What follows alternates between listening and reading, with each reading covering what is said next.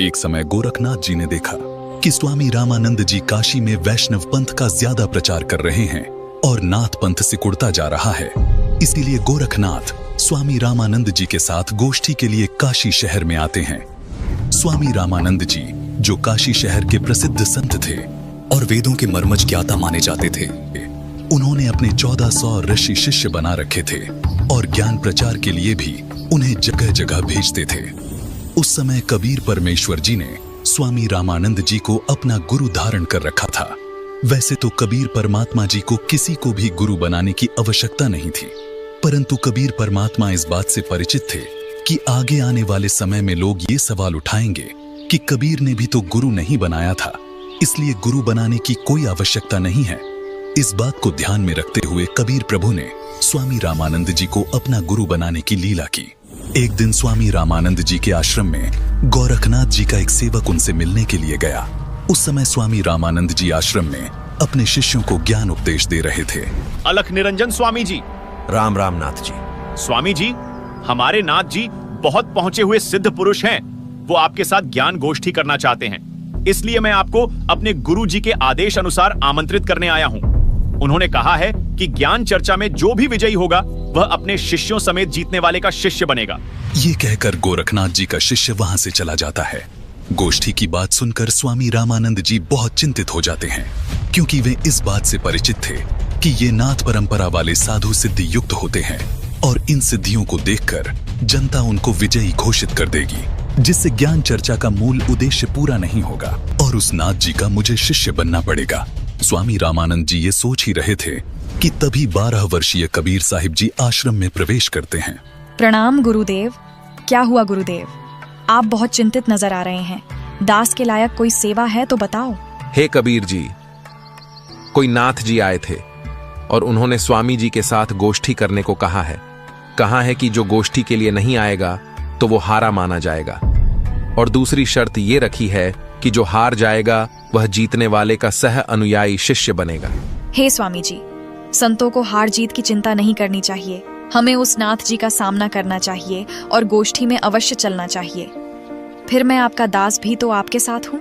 हे भगवान, आप कह रहे हैं तो मैं अवश्य ही चलूंगा। अब मुझे कोई चिंता नहीं। कबीर साहिब जी अपने मुंह बोले। गुरुजी स्वामी रामानंद जी के साथ ज्ञान गोष्ठी में जाने के लिए तैयार होते हैं। वो वैष्णव पंथी वेशभूषा पहन लेते हैं, माथे पर तिलक, गले में तुलसी की लकड़ी की माला, टोपी, झोली, सिक्का व एक फावड़ी। स्वामी जी व कबीर जी कुछ अन्य शिष्यों के साथ निश्चित समय और स्थान पर गोरखनाथ जी से गोष्ठी करने पहुंच जाते हैं। गंगा नदी से 500 फुट की दूरी पर गोरखनाथ उच्च आसन पर बैठे दिखाई देते हैं और बगल में 7 फुट ऊंचा त्रिशूल भी जमीन में गड़ा दिखाई देता है और स्वामी जी के लिए भी आसन लगा दिखाई देता है। आ गए रामानंद जी। मुझे लगा था आप नहीं आएंगे, लेकिन अब आ ही गए हैं तो गोष्ठी शुरू करते हैं। स्वामी जी आसन पर बैठ जाते हैं और एक सुयोग्य शिष्य की तरह कबीर साहिब जी अपने गुरु के आसन के पास जमीन पर बैठ जाते हैं। हे नाथ जी, आप पहले मेरे साथ गोष्ठी कीजिए। अगर मुझे ज्ञान चर्चा में हरा दिया तो ही मेरे गुरु जी से बात करना। अरे तू है कौन? तू छोटा सा बालक, तेरी आयु क्या है और तू गोष्ठी करेगा मेरे साथ? पता है मैं कौन हूँ? नाथ जी, मैं तो कबीर हूँ और मुझे मालूम है कि आप कौन हो। आप गोरखनाथ जी हो।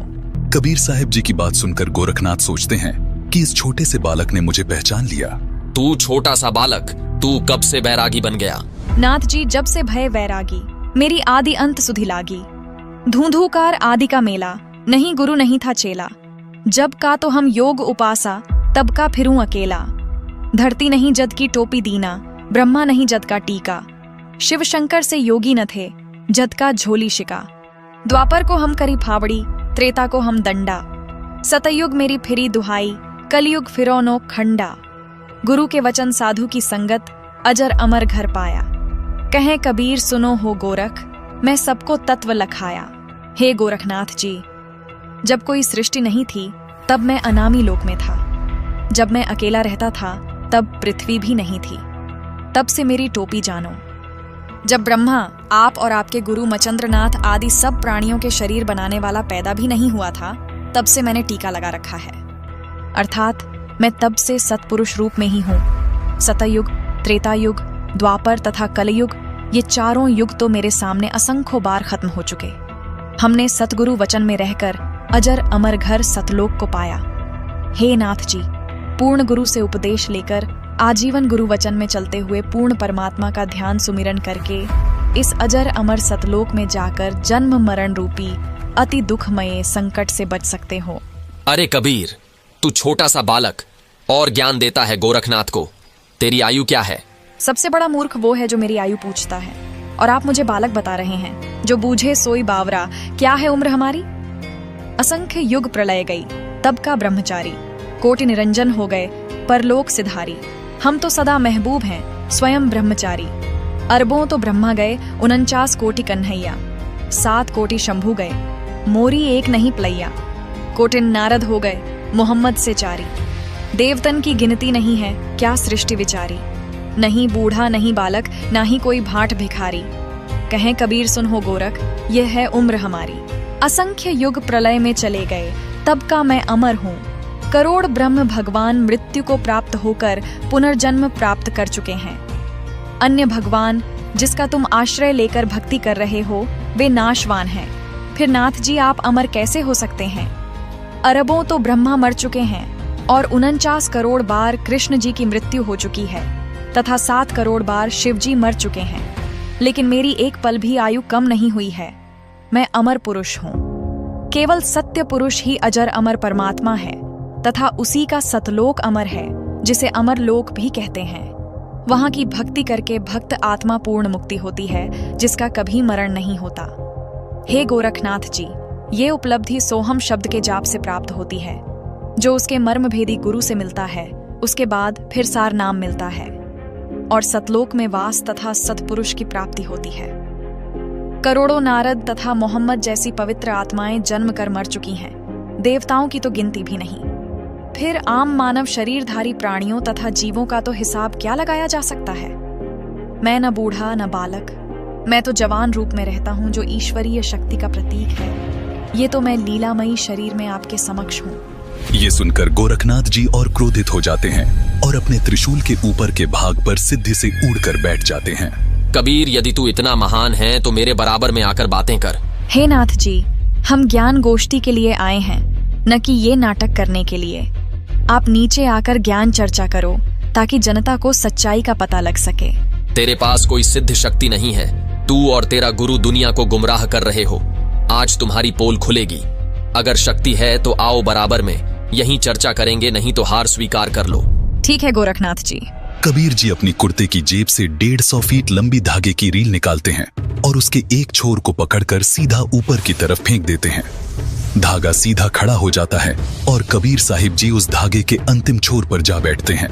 नाथ जी, अब आप आओ मेरे बराबर में, यहाँ बैठकर चर्चा करेंगे। गोरखनाथ ज्यों ही ऊपर की तरफ उठते हैं, वैसे ही धड़ाम से नीचे गिर जाते हैं।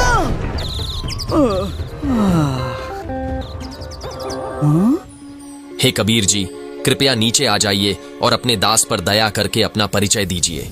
आप कौन शक्ति हैं और किस लोक से आए हैं? हे गोरखनाथ जी, मैं तो अवगत स्थान सतलोक से आया हूँ। मैं तो स्वयं शक्ति से बालक रूप बनाकर काशी में एक लहर तारा तालाब में कमल के फूल पर प्रकट हुआ, जहां से नीरू नीमा नामक जुलाहा दंपति मुझे अपने घर ले आए। मेरे कोई माता पिता नहीं है, न ही मेरी कोई पत्नी है, और जो उस परमात्मा का वास्तविक नाम है वही कबीर नाम मेरा है। आपका ज्योति स्वरूप, जिसे आप अलख निरंजन कहते हो, वो ब्रह्म भी मेरा ही जाप करता है। मैं सतनाम का जाप करने वाले साधक को प्राप्त होता हूँ। मेरा शरीर हाड़ चाम का बना हुआ नहीं है। मेरा मूल स्थान सतलोक है, जहाँ सतनाम के जाप के आधार से जाया जाता है। नाथ जी, आप ज्योति निरंजन के जाल में ही फंसे हुए हो। न जाने आपके कितने जन्म हो चुके हैं और कितनी बार आप 84 लाख योनियों में कष्ट उठा चुके हो। यदि आप मेरी शरण में नहीं आते तो आपकी 4 युगों की भक्ति को काल कलयुग में नष्ट कर देता है। हे कबीर जी, मुझे आपकी बात पर विश्वास हो गया है, लेकिन मैं आपकी एक परीक्षा लेना चाहता हूँ। मैं दरिया में डुबकी लगाऊंगा। यदि आप मुझे खोज लोगे तो मैं आपका शिष्य बन जाऊंगा। ठीक है गोरखनाथ जी, छुप जाओ दरिया में। ये सुनकर गोरखनाथ गंगा नदी की तरफ चल पड़ते हैं और साथ में दर्शक भी पीछे पीछे चल पड़ते हैं। गंगा के पास जाकर गोरखनाथ जी गंगा में छलांग लगाकर मछली का रूप धारण कर लेते हैं। कबीर परमात्मा भी गोरखनाथ जी के बाद गंगा दरिया में डुबकी लगा देते हैं। और सैकड़ों मछलियों के बीच गोरखनाथ को पकड़कर तथा उनका असली रूप बनाकर उन्हें किनारे पर ले आते हैं। इस प्रकार गोरखनाथ जी ने कबीर साहिब जी को पूर्ण परमात्मा स्वीकार किया और उनके शिष्य बने तथा कबीर साहिब जी से भक्ति प्राप्त की।